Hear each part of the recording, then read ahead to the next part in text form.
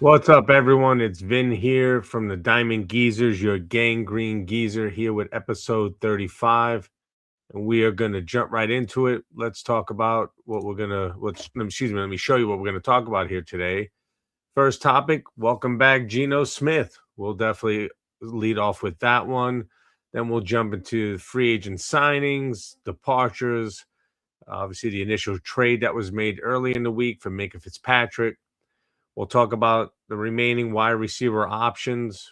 Unfortunately, it wasn't a deep class to begin with. It's even worse now. What's left, most of the talent, I believe, is going to be found through the draft. And we'll continue mock draft season. We're on mock draft 3.0. So we'll definitely get into that as well. Let's start off, as I said, welcome back, Geno Smith. Everybody knows that the Jets originally drafted Geno almost 13 years ago now. Didn't get off to the greatest start in his career. Was a reclamation project like most former Jets are. Found his stride with the Seattle Seahawks in 2022 and comes home to the Jets this year. First thing I want to start with is there are a few people who I saw make comments about why didn't the Jets just wait till he was cut and then they could have signed him for the league minimum. There's a simple reason for that.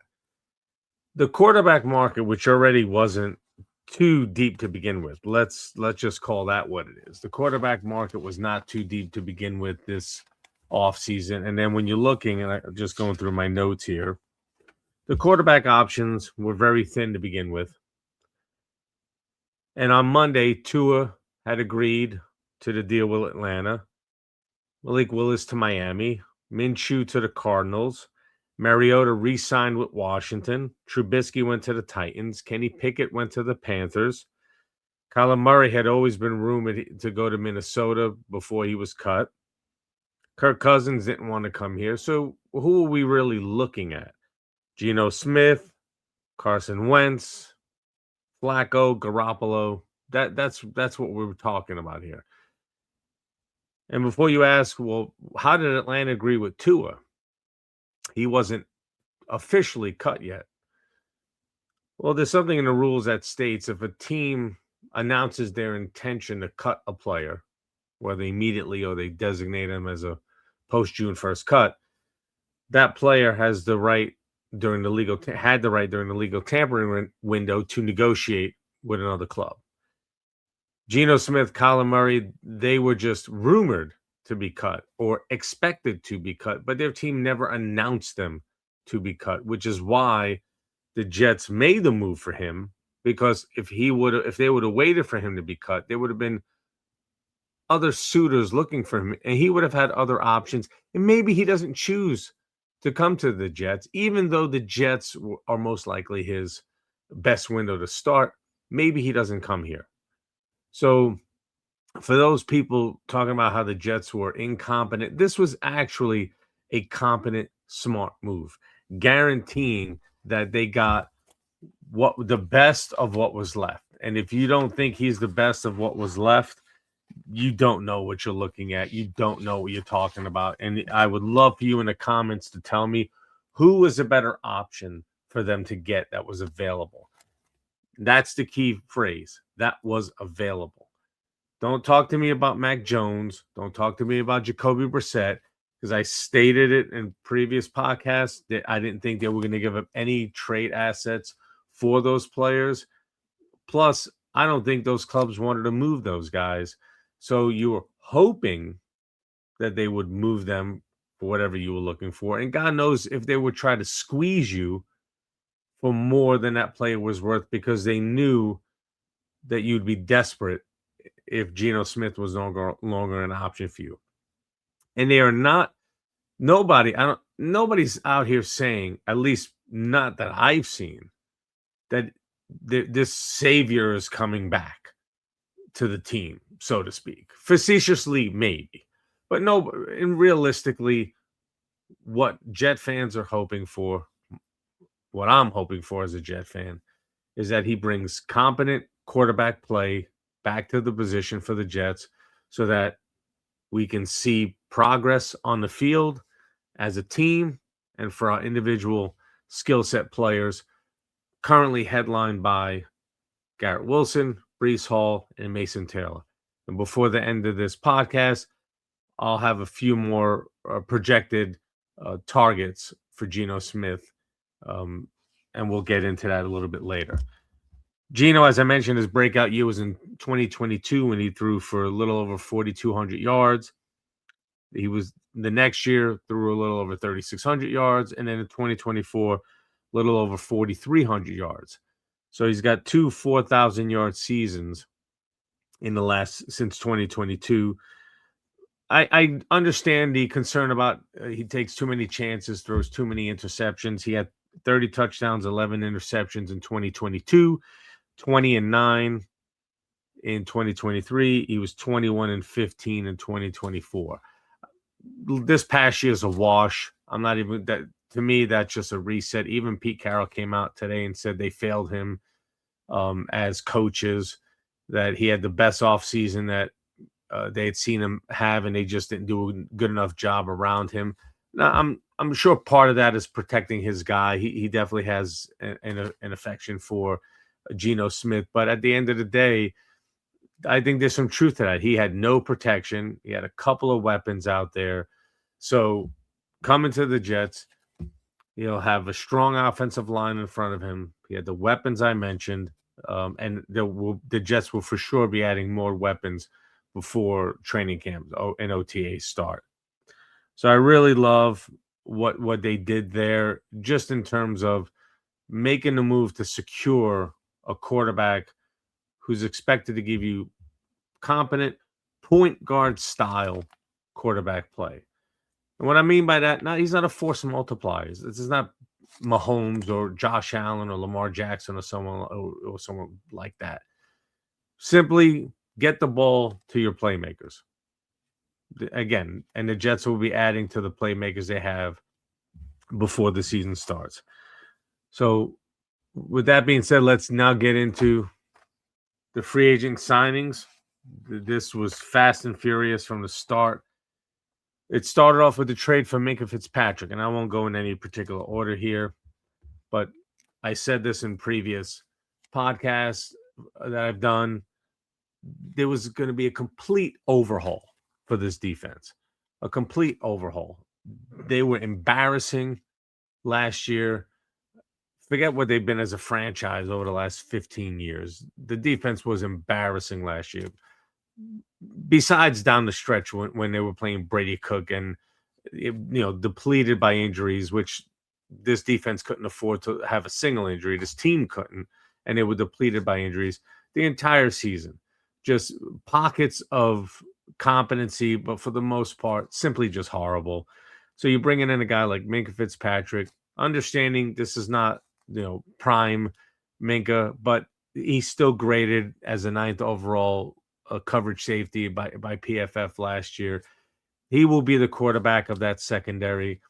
He will be helping Malachi Moore, Dane Belton, who they signed, and we'll talk about a little bit later, and anybody else they bring in that secondary.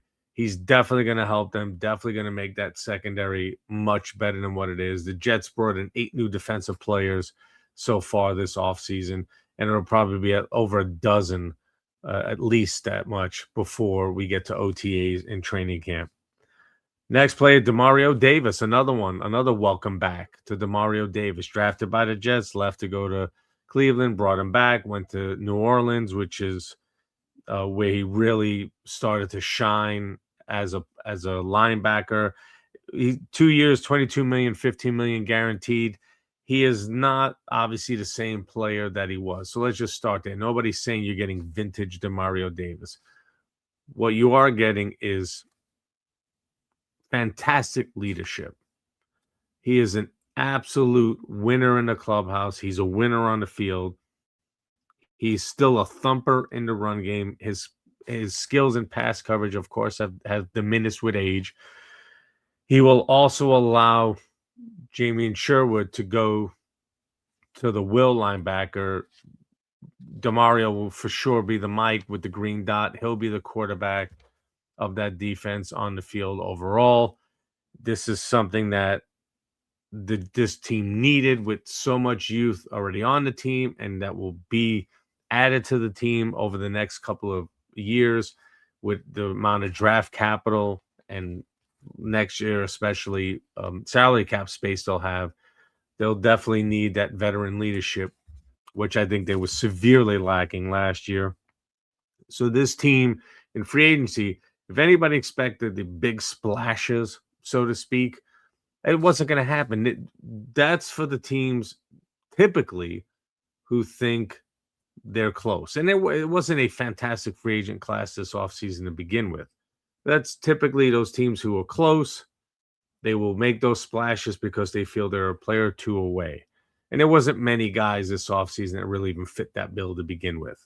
So you're looking for good football players with great motors, great leadership, positive influences in the clubhouse, especially looking for guys on the other side of it who are younger and ascending. So that's kind of the mix you saw with the signing so far. It's veteran leadership and ascending players. And the first player we'll get into on the ascending play is Joseph Ossai, 25 years old, 3 for 36, 22 and a half guaranteed. Again, ascending player, 5 sacks each of the past 2 years. This past year, he had a career high in pressure rate and pass win rate. He's a great motor, best suited for a 3-4 defense, which is what this Jet team is going to play. And he's primarily, and he'll be a rotational player. Nobody's saying we just signed Myles Garrett or anybody of that ilk. But you need talented players with great motors, good upside, and he fits that bill.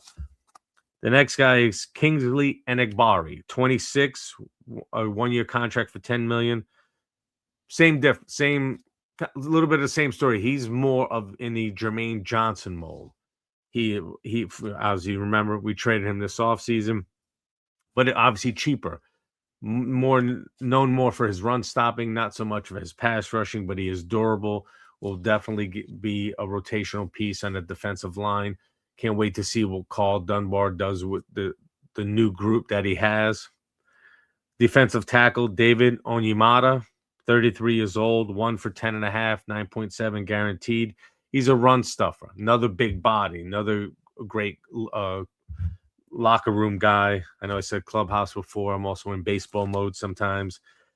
He had 6.5 sacks, career high. That was 6 years ago. It's not why they're bringing him in. They're bringing in another big body. What the Jets are with Phillips and Briggs and Sweat that they brought in earlier, and Onyemata and whoever else. These are big bodies that they're going to try to use to clog up that middle and not be as porous in the run game as they were last year. And some of it is also addition by subtraction, guys, which we'll definitely get into when we start talking about the people who have departed from the team so far. As I mentioned earlier, Dane Belton, another safety, 25 years old, 1-year deal worth for up to $10 million, former Giant. He'll either be the second safety to Minkah Fitzpatrick or he'll be a top backup if Malachi Moore wins that position.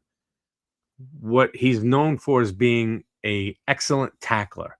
He ranked 4th among tacklers in tackle percentage, 95%, which was 4th among safeties with at least 500 snaps. He's also an excellent special teamer. 6 career interceptions. He had 1 in 2025. For those who you don't know and were living under a rock or beating your head over a rock following this team over the last year, the Jets had no interceptions as a club. So anybody they signed that had an interception in the NFL last year had more interceptions than the entire Jet team did in 2025. And Dane Belton, again, young guy, ascending player. He's, sound tackler, great special teamer. These are the guys that this team was looking to bring on. Nashawn Wright from the Bears, cornerback, 27 years old, 1 for 3.5, fully guaranteed. 5 interceptions last season, 6'4", so he's a big corner. Definitely someone that Glenn will use as in press coverage. he is prone to giving up the big play, so that's something they'll have to be mindful of and hopefully try to coach out of him this past season. I don't know if some of that comes from trying to be a little bit of a ball hawk and make the plays. If you're always looking to jump routes to make the interception, at times you'll be susceptible to giving up that big play. So if he's going to give up big plays but force turnovers to maybe either cancel them out or have more turnovers than big plays allowed, I'll live with that, just as long as that big play is not at the wrong time, which, of course, I know you can't guarantee that, but you want playmakers. You need playmakers on this defense and on this team overall, and Deshaun Wright's a playmaker. They also signed kicker Cade York. Let's not get carried away. Some of the posts out there go, they have their new place kicker for 2026. No, they don't. All they brought in was a body that's going to compete in training camp for the spot. That's it. That's all he is. Career 73% career field goal percentage, 5 for 9 for field goals over 50 yards. Just on its face, that doesn't get it done. He was signed for the league minimum. It's a body. He's going to be part of a kicking competition. If he goes out and wins the competition, fantastic.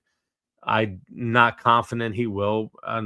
You'll see the Jets bring in additional kickers as time goes on, but they bring in someone for now to kind of check that box that they have that.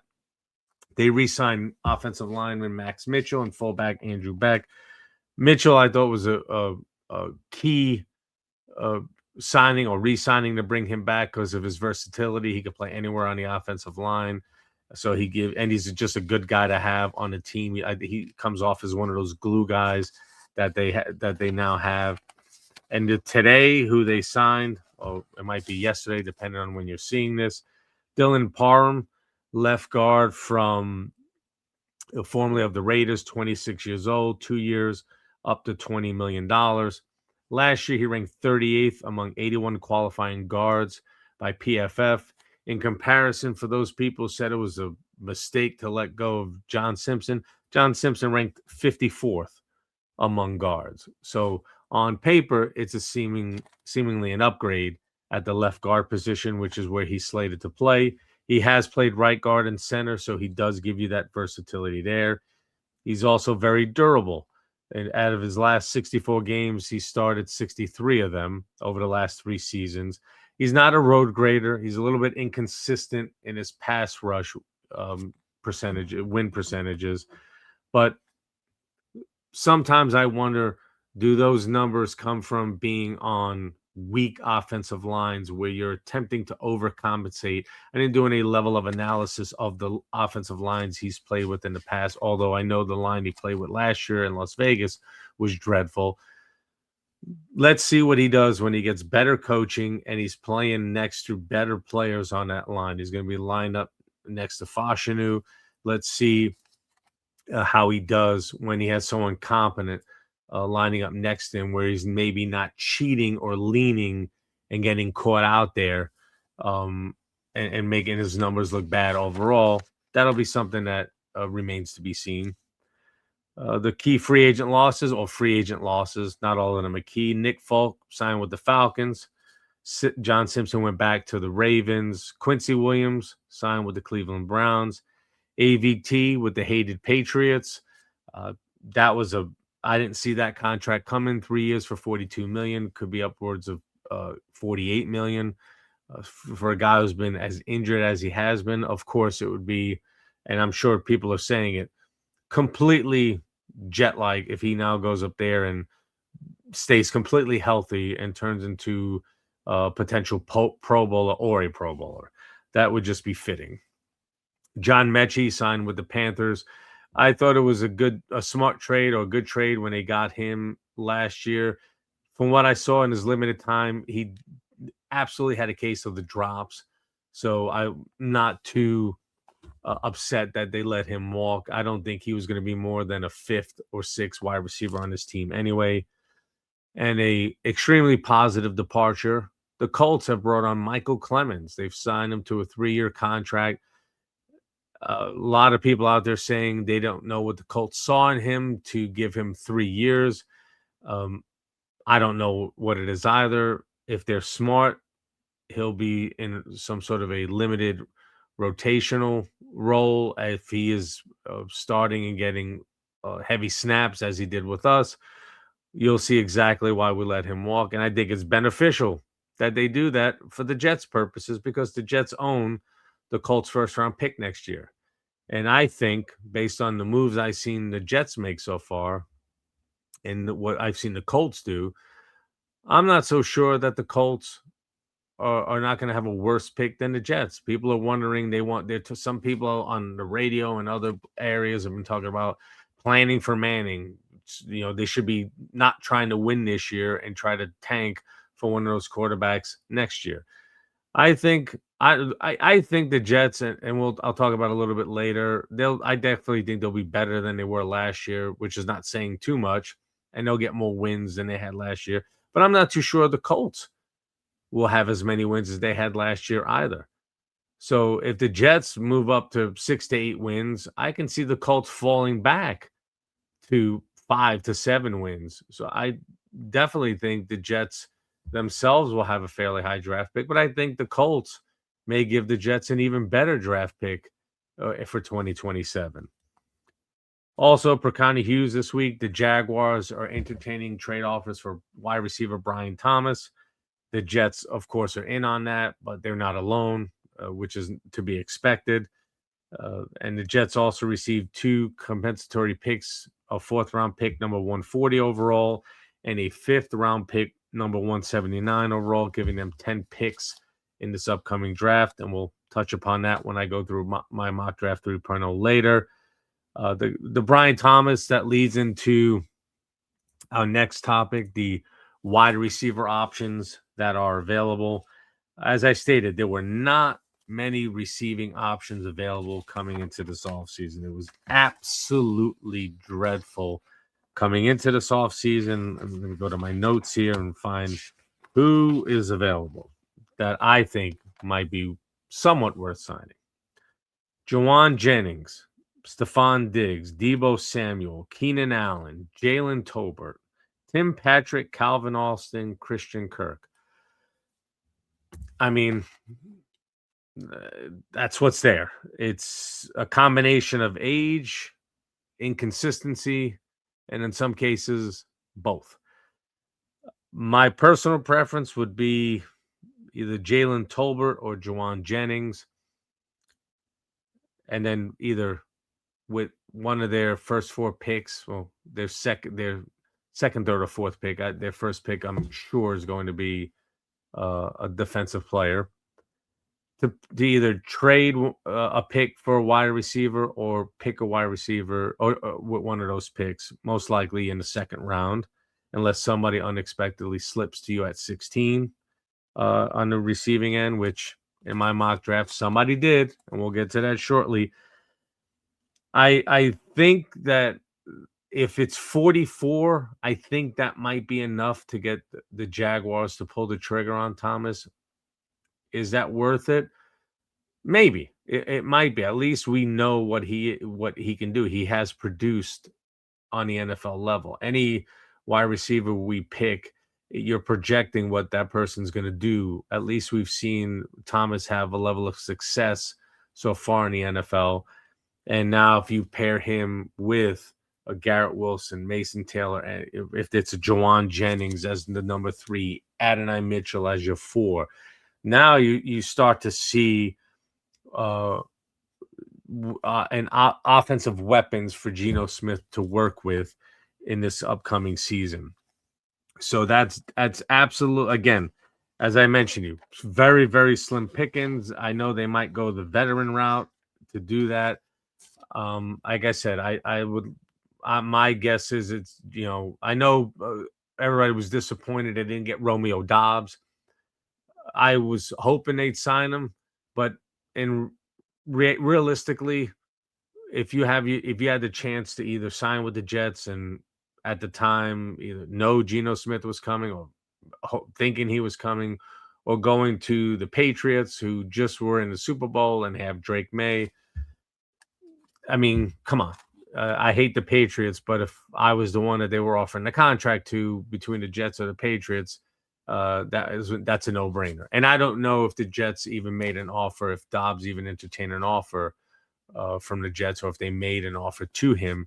But if they did, signing with the Patriots is a no-brainer over signing with the Jets, for sure. And that leads us into Mock Draft 3.0. This is my third version of the mock draft. As I have with the previous two, I did not make any trades. I just took the picks as they currently have them. Maybe in some future mocks, I might make some trades. And what I do, just for full disclosure, if somebody slips to 16, usually once I get past the first round, I don't really care about that so much. But if a player that because sometimes with these simulators, someone will drop to you that there's no way, like a Jeremiah Love would drop to 16. Not that the Jets would pick him, but based on everything you've seen and read, that just seems completely unrealistic, considering on most prognosticators' big boards, he's the number one ranked player over Francisco Mendoza, who's going to be the number one pick to the Raiders. So my mock draft, Arvell Reese, linebacker, edge, Ohio State. Tight end at number 16, Kenyon Sadiq from Oregon. With pick number 33, Colton Hood, cornerback, Tennessee. Pick 44, wide receiver, Denzel Boston, Washington. Pick 103, center from Michigan State, Matt Gulbin. Pick 140, this was one of the compensatory picks, Jay Sean Barham, edge from Michigan. Pick 179, Dante Corleone, nicknamed the Godfather, defensive tackle, for obvious reasons, from Cincinnati. Pick 219, Drew Aller, quarterback, Penn State. I didn't have any Christian Hackenberg flashbacks. I don't know what he will be. But again, this is a pick 219. This is not a premium pick. This is you're taking a swing. The Jets, I believe, will sign a second veteran quarterback, at one point rumored to be Carson Wentz. Looks like that's not going to happen. Maybe it's Joe Flacco. Maybe it's Jimmy Garoppolo. They still have Bailey Zappi somewhere on a futures contract or practice, whatever they did with him. I don't know if he's an option to be the number 2 as a backup. He has started some games in the NFL. So maybe that's why it's not like there's this long list of quarterbacks available for them to choose from. So I believe they'll have a veteran backup, and picking the Drew Aller, you just leave him on the bench, see what he has in OTA, see what he has in training camp, see what he does during the season, working behind the scenes. And if he shows you anything, then maybe he becomes someone in the quarterback competition for 2027 with whoever you wind up drafting in the first round next year with one of those 3 picks. But that's where I took the swing for the quarterback in this draft. Pick 228, offensive guard, of course, Logan Taylor. It's late. This is actually the 3rd time recording it due to mic problems, so my apologies if I make some slip-ups. And with the final pick 242, Cole Wisniewski, safety from Texas Tech. So anybody that saw my mocks 1 and 1.0 and 2.0, for each of those I had David Bailey going first to the Jets, or with the first pick to the Jets, number 2 overall, with the Jets' first pick in the first round. And the reason the free agent picks had very little, if anything, to do with why I switched this pick. One of the main reasons was Reese had a very limited number of pass rush attempts. He was asked to do a lot of different things at Ohio State, whereas Bailey was, go get the quarterback. Just go get the quarterback. So 380 pass rush attempts by Bailey for 15 sacks. Reese with 119 and had 8. So less than a third of the amount of pass rush attempts, and he had 7 less sacks. So what that tells me is, if he is now deployed by this Jet defense as more of a pass rusher, and this was the second part of why I changed my pick, was I also heard news about how Micah Parsons was, the way he was in college, how his numbers looked in college, and then what they planned on doing with him when he got to the pros, which came to fruition. with the Dallas Cowboys, and now before he got hurt with the Green Bay Packers. So if Reese is cut in that mold and there's similarities to their style, and he's just a freak and a potential game wrecker, and you're going to deploy him more in more pass rush attempts, he has shown that when you unleash him to go after the quarterback, he gets there more frequently per pass rush attempt than the top edge rushers in this draft. Now, that doesn't necessarily mean, so do the math, it doesn't mean if you give him, 3 times as many snaps, he's going to have 3 times, or pass rush attempts, he's going to have 3 times as many sacks.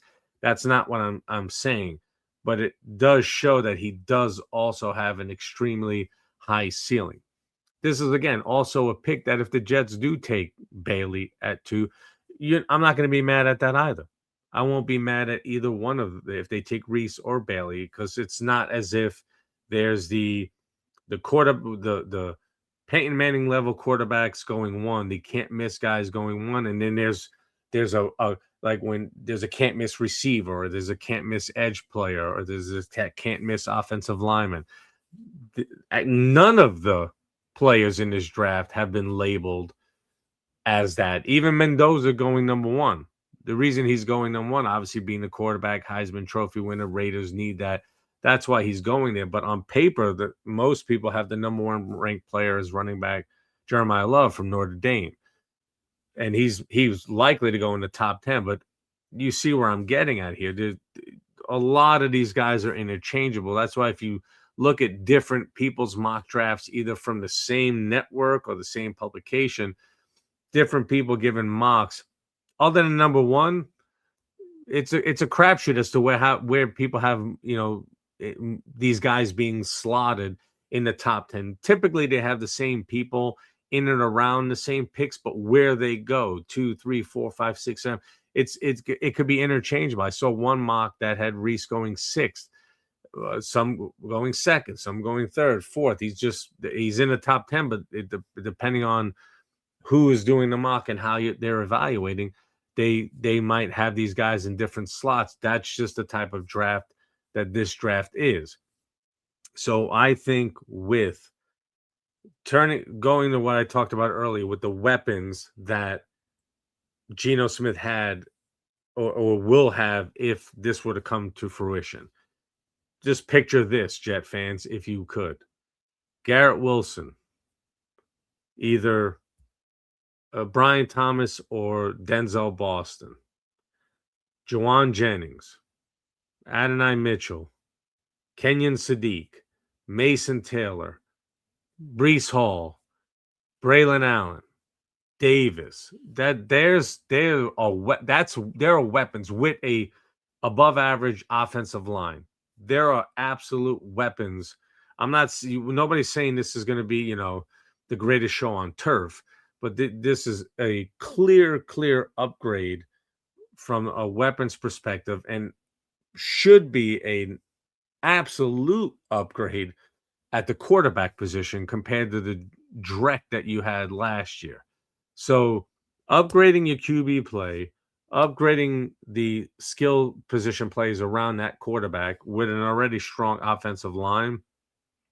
I see the Jets.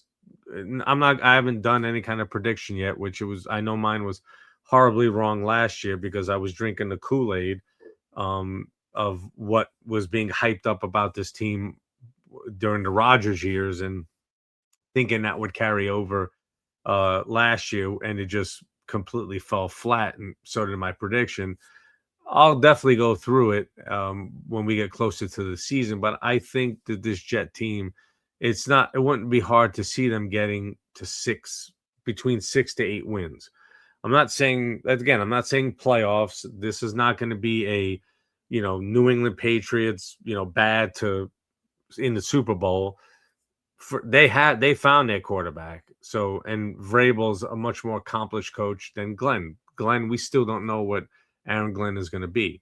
So the jury's still out on that. But can they get to a level of competency? Absolutely. Absolutely. This is a completely revamped coaching staff, It's going to be a completely different team. As I mentioned earlier, they already brought in 8 different players on defense: Sweat, Onyemata, Osai, Enigbare, Davis, Fitzpatrick, Wright, Belton. That's just on the defensive side of the ball. Excuse me, that's the defensive side of the ball. They brought in 8 new players, and there's more to come in this draft. I have them taking a bunch more. There's still free agency is not over. It just started Monday. Officially, signings can happen today. So there's still going to be changes that they make. There's maybe still trades to be made. Maybe they move Will McDonald. I'm hoping that they keep him and can coach him up. But if this defense is predicated on having bigger bodies, not these smaller, quicker bodies that Salah, likes in his defense, but bigger bodies who are versatile, guys that can play against the run, get after the quarterback, drop back in coverage. If that's something that's needed, which Will McDonald, he's shown one thing that he can do, and that's get after the quarterback, but it's not as if he's elite at that. He's not even average at that, but it's the one that he can do. So do they see if they keep him? That's telling me that Aaron Glenn and Carl Dunbar have seen something in his tape that lets them believe he can be coached up to be the player that we all hope he can be. If he gets dealt, then obviously that tells us the opposite is the case. So in closing, I absolutely love what the Jets have done so far this offseason, in that they haven't hyped or touted that there's other people doing this. People on the outside are shitting on the moves that the Jets have made, thinking, oh, the same old Jets, thinking this, thinking that. That's just, again, it's the lazy take. It's the low-hanging fruit. There's putting no thought into it. It's just very easy to go off on that tangent because so everybody else does it.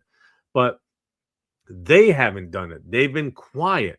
Muji's been like a kind of a silent assassin behind the scenes. Nobody can take any shots at the way this man has made trades, at the way he's drafted so far. And this will be his second draft. And look, people, I've said this and I'll say it. If the players show that the talent is there, you could see it, but the coaching is failing them, then I wouldn't be surprised if in 2027 Muji is the one running things, calling the shots as the general manager, and they're bringing in a new head coach. If the players stink, if this free agency, because don't look at last year, they were even this year they were stuck in with the dead cap space and cap space hell, and knowing you didn't have the quarterback. This is, I think, really them taking some swings and doing it the way that maybe they tried to do it. They brought in the offense, a different defensive coordinator. They try to do it a different way, or try to do it his way, and it's like it failed. It flat out failed, no doubt about it. But instead of doubling down on it, which would have been a disaster, and he cleaned house. He got them all out. Everybody but special teams, which was the only thing good about this team last year. Cleared everything else out. Brings in Frank Reich as the offense coordinator. Heavily experienced in that. Been around like former quarterback. We've been through all that. So he's basically got essentially the adults in the room. Carl Dunbar. Can't wait to see what he does with all the new players that he has, and who he will get additionally in this year's draft. So it won't come together overnight. That's a fact.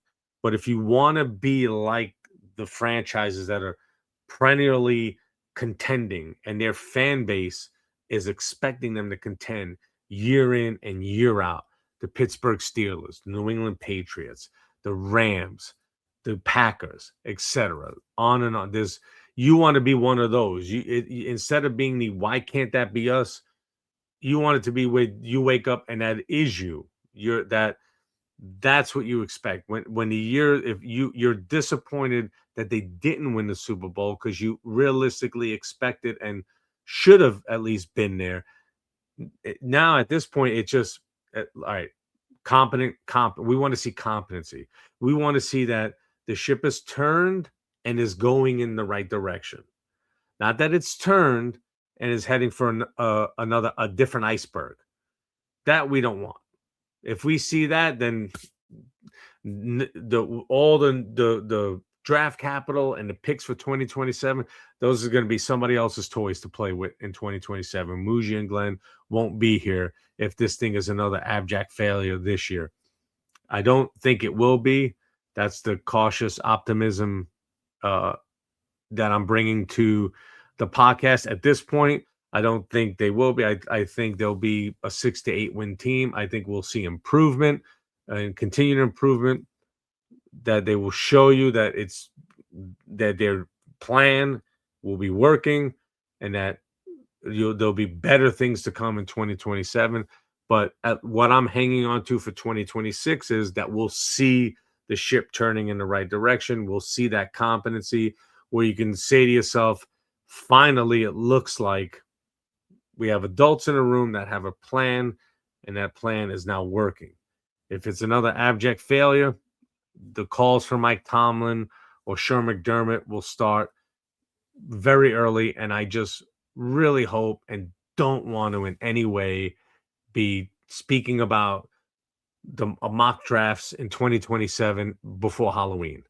If it's around Christmas time, maybe Thanksgiving, hopefully around, at least in December, maybe you're not talking about it because the season, you're so excited about what's happening in the season. Win, lose, at least you're excited about what we're seeing. Again, you don't want the depressing, hopeless feeling that you wind up having within the first 4 weeks of the season. That is really what I'm hoping they avoid, and I believe they will avoid it based on the moves that they've made this offseason. And I'm looking forward to them continue to make as this offseason continues, free agency and with the draft upcoming in about 6 weeks. Well, that's it for episode 35 of the Gang Green Giza. Thank everyone for liking and subscribing.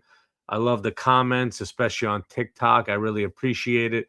And tell all your friends, tell your family, Jet fans, if they're feeling down, if they're feeling depressed, if they said nobody understands how I feel, point them in my direction. Tell them to listen to this because I know exactly what they feel. And again, liking and subscribing really helps those Jet fans out there looking for me to find me. So with that being said, until next time, take care, everyone.